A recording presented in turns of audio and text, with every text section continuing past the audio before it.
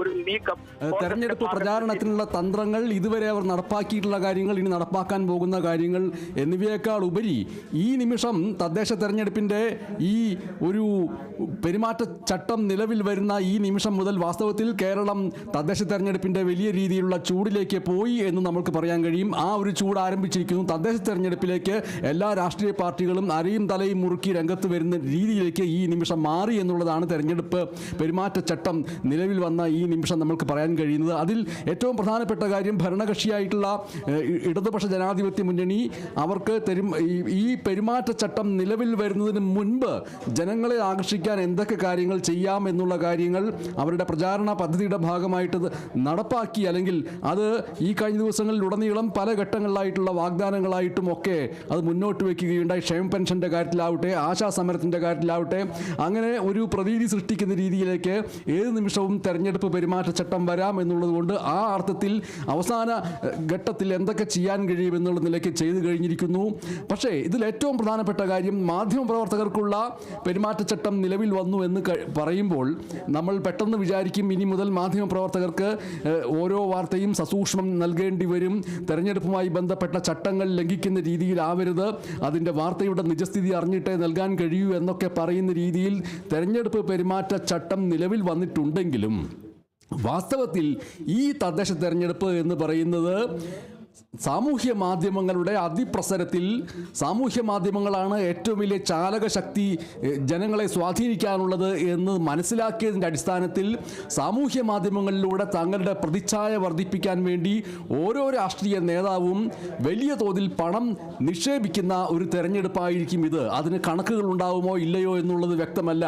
പ്രധാനമായിട്ടും കേഡർ പാർട്ടികളുടെ കാര്യമല്ല ഞാൻ പറയുന്നത്. അധികാരമോഹികൾ കൂടുതലുള്ള പാർട്ടികളെ സംബന്ധിച്ചിട്ട് അതിലെ വലിയ നേതാക്കൾ, പ്രത്യേകിച്ച് മുഖ്യമന്ത്രി ആകാൻ സാധ്യതയുണ്ട് എന്നൊക്കെ കരുതുന്നവർ സ്വയം തങ്ങളുടെ പ്രതിച്ഛായ വർദ്ധിപ്പിക്കുന്നതിന് വേണ്ടി, തങ്ങളാണ് പ്രധാനപ്പെട്ട സാരഥി എന്ന് തെളിയിക്കുന്നതിന് വേണ്ടി കേരളത്തിലെ ആയിരക്കണക്കിന് പതിനായിരക്കണക്കായിട്ടുള്ള സാമൂഹ്യ മാധ്യമങ്ങൾ അതിൻ്റെ ഉടമകൾക്ക് പണം നൽകുന്നുണ്ട് എന്നുള്ളതിൽ യാതൊരു സംശയവുമില്ല. എന്ന് മാത്രമല്ല, നമ്മൾ ഇക്കാലത്തുടനീളം മാധ്യമങ്ങളിൽ, ഓൺലൈനുകളിലൊക്കെ ഏതെങ്കിലും ഒരു പ്രത്യേക രാഷ്ട്രീയ പാർട്ടിക്ക് വേണ്ടി നിലകൊള്ളുന്നുവെന്നും അവരുടെ പ്രത്യയശാസ്ത്രത്തിന് വേണ്ടി നിലകൊള്ളുന്നു എന്നുമൊക്കെ പറയപ്പെടുന്ന ആ രീതിയിൽ മാധ്യമപ്രവർത്തനത്തിൻ്റെ പ്രതിച്ഛായ നിർമ്മിച്ചിട്ടുള്ള പല മാധ്യമപ്രവർത്തകരും അവർ ആ രീതിയിൽ ഏത് രാഷ്ട്രീയ പാർട്ടിക്ക് വേണ്ടിയാണോ അവരുടെ സാമൂഹ്യ മാധ്യമ അക്കൗണ്ടുകൾ തുടങ്ങിയിട്ടുള്ളത്, ആ രാഷ്ട്രീയ പാർട്ടിയിൽ നിന്ന് തികച്ചും വ്യത്യസ്തമായിട്ടുള്ള പ്രത്യയശാസ്ത്രമുള്ള പാർട്ടികൾക്ക് വേണ്ടി അവർ പ്രത്യക്ഷപ്പെടാതെ പ്രത്യേകം സോഷ്യൽ മീഡിയ ഹാൻഡിലുകൾ തുടങ്ങുകയും അവിടെ ജീവനക്കാരെ വെച്ചിട്ട് ആ രീതിയിലുള്ള പ്രചാരണം നടത്തിക്കൊണ്ടിരിക്കുകയും ചെയ്യുന്നുണ്ട്. ഇങ്ങനെ മാധ്യമപ്രവർത്തകർക്കുള്ള പെരുമാറ്റച്ചട്ടം ഒരു ഭാഗത്ത് വന്നു എന്ന് പറയുമ്പോൾ, വാർത്തകളുടെ നിജസ്ഥിതി അന്വേഷിച്ച് മാത്രം അത് നൽകുമെന്ന് പറയുമ്പോൾ ഈ രീതിയിലുള്ള ഒരു മറുപുറം അവിടെയുണ്ട്.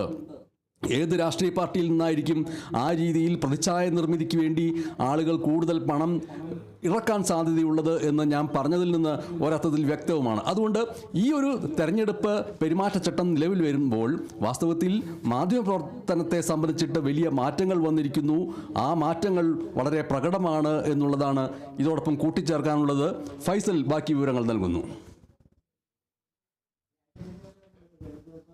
തീർച്ചയായും അത് തന്നെയാണ് എം എസ് സൂചിപ്പിച്ചതുപോലെ ഈ മാധ്യമ പ്രവർത്തകരുടെ ഒരു കാര്യം കൂടി പറയുന്നുണ്ട്. അതായത് ഈ മാധ്യമ പ്രവർത്തകർക്ക് ഈ ഇതുമായി ബന്ധപ്പെട്ട് കൊണ്ടുള്ള തെരഞ്ഞെടുപ്പ് പെരുമാറ്റച്ചട്ടം ബാധകമാണെന്നാണ് പറയുന്നത്. അത് എം എസ് പറഞ്ഞതുപോലെ തന്നെയാണ്. അതായത് ഈ സൈബർ ഹാൻഡിലുകളുണ്ട്. അവർ ഈ വാർത്തകളൊക്കെ തങ്ങളുടെ സ്ഥാനാർത്ഥികൾക്ക് വേണ്ടി അല്ലെങ്കിൽ തങ്ങളുടെ പാർട്ടിക്ക് വേണ്ടിയുള്ള ഒരു കാര്യങ്ങളൊക്കെ സമൂഹ മാധ്യമങ്ങളിൽ ചെയ്യുമ്പോൾ എത്രത്തോളം വിശ്വാസ്യതയും കാര്യങ്ങളൊക്കെ ഉണ്ട്, അത് എത്രത്തോളം കടന്നാക്രമിക്കുന്ന രീതിയിലേക്കാണ് എന്നൊക്കെ രീതിയിലുള്ള കാര്യങ്ങളൊക്കെ ചർച്ച ചെയ്യേണ്ടതുണ്ട്, ചിന്തിക്കേണ്ടതുണ്ട്. മാത്രമല്ല ഈ ഒരു വിഷയത്തിൽ പല മാധ്യമങ്ങൾ, ചിലപ്പോൾ നമ്മൾ മാധ്യമപ്രവർത്തകർ അറിയാതെ തന്നെ മാധ്യമങ്ങളുടെ സ്ക്രീൻഷോട്ടൊക്കെ ഉപയോഗിച്ചുകൊണ്ട്, ഈ ബ്രേക്കിംഗ് കാർഡുകളൊക്കെ ഉപയോഗിച്ചുകൊണ്ട് വാർത്തകൾ സൃഷ്ടിക്കുന്ന രീതിയിലേക്കുള്ള കാര്യങ്ങളൊക്കെ ഈ സൈബർ ഹാൻഡിലുകൾ നടത്തുന്ന ഒരു ചില കാര്യങ്ങളൊക്കെ ഉണ്ട്. അത്തരത്തിലുള്ള കാര്യങ്ങളൊക്കെയും പരിശോധിക്കപ്പെടേണ്ട ഒരു കാര്യം തന്നെയാണെന്നാണ് ഇതിൽ നിന്നും വ്യക്തമാകുന്നത്. ഏതായാലും ഇപ്പോൾ തെരഞ്ഞെടുപ്പ് തീയതിയാണ് പ്രഖ്യാപിച്ചിരിക്കുന്നത്. ഇതിൽ തെരഞ്ഞെടുപ്പ് കമ്മീഷൻ ഏറ്റവും എടുത്തു പറയുന്ന പ്രധാനപ്പെട്ട കാര്യം എന്ന് പറയുന്നത്, തെരഞ്ഞെടുപ്പ് ഈ കഴിഞ്ഞ കാലത്താണ് ഈ വാർഡ് വിഭജനം നടന്നത്. അപ്പോൾ ആ വാർഡ് വിഭജനത്തിന് ഏറ്റവും ഒടുവിൽ ഉള്ള വാർഡുകൾ എന്ന് പറയുന്നത് 23,576 വാർഡുകളിലേക്കാണ് തെരഞ്ഞെടുപ്പ് നടക്കുന്നത്. 941 ഗ്രാമപഞ്ചായത്തുകളിലെ 17,337 വാർഡുകൾ, 152 ബ്ലോക്ക് പഞ്ചായത്തിലെ 2,267 വാർഡുകൾ, 14 ജില്ലാ പഞ്ചായത്തിലെ 346 വാർഡ്, 86 മുനിസിപ്പാലിറ്റിയിലെ 3,205 വാർഡ്, 6 കോർപ്പറേഷനിലെ 421 വാർഡ് എന്നീ 23,576 വാർഡുകളിലേക്കാണ് തെരഞ്ഞെടുപ്പ് നടക്കുന്നത്. ഇതിൽ 1,34,12,470 പേർ പുരുഷ വോട്ടർമാരാണ്. മൊത്തം സംസ്ഥാനത്ത് ആകെ വോട്ടർമാരുള്ളത് 2,84,35,072 വോട്ടർമാരാണ് സംസ്ഥാനത്ത് ആകെയുള്ളത്. ഇതിൽ 1,34,12,470 പേർ പുരുഷ വോട്ടർമാരാണ്. 1,50,18,010 പേർ സ്ത്രീ വോട്ടർമാരാണ്. 281 ട്രാൻസ്ജെൻഡർ വോട്ടർമാരുമാണ് ഉള്ളതെന്നാണ് തെരഞ്ഞെടുപ്പ് കമ്മീഷൻ വ്യക്തമാക്കുന്നത്. പ്രവാസി ഭാരതീയർക്കും വോട്ടർ പട്ടിക പരിഷ്കരിച്ചിട്ടുണ്ട്. 2,484 പുരുഷന്മാരാണ്, 357 സ്ത്രീകൾ ഉൾപ്പെടെ 2,841 പ്രവാസി വോട്ടർമാരാണുള്ളത്. 33,746 പോളിംഗ് സ്റ്റേഷനുകളാണ് ഉണ്ടായിരിക്കുന്നത്. ഒപ്പം തന്നെ മട്ടന്നൂരിൽ തിരഞ്ഞെടുപ്പ് പിന്നീടാണ് നടക്കുക. കാരണം ഞാൻ നേരത്തെ സൂചിപ്പിച്ചതുപോലെ മട്ടന്നൂരിൽ ഇപ്പോൾ അതിന് കാലാവധി പൂർത്തിയായിട്ടില്ല. ഈ തെരഞ്ഞെടുപ്പ് നടന്നതിന് ശേഷമാണ് ഈ പകുതിയിൽ ഇപ്പോൾ നിലവിലുള്ള പഞ്ചായത്ത് നിലവിലുള്ള ടേമിൻ്റെ പകുതിയിൽ വെച്ചാണ് പാലക്കാട് കണ്ണൂർ മട്ടന്നൂർ മുനിസിപ്പാലിറ്റി രൂപീകരിക്കുന്നത്. അങ്ങനെ സംസ്ഥാനം ഒരു തദ്ദേശ തെരഞ്ഞെടുപ്പ് ചൂടിലേക്ക് അല്ലെങ്കിൽ തെരഞ്ഞെടുപ്പ് ചൂടിലേക്ക് കടക്കുകയാണ്. കൂടുതൽ വിവരങ്ങൾ എന്തൊക്കെയാണ്?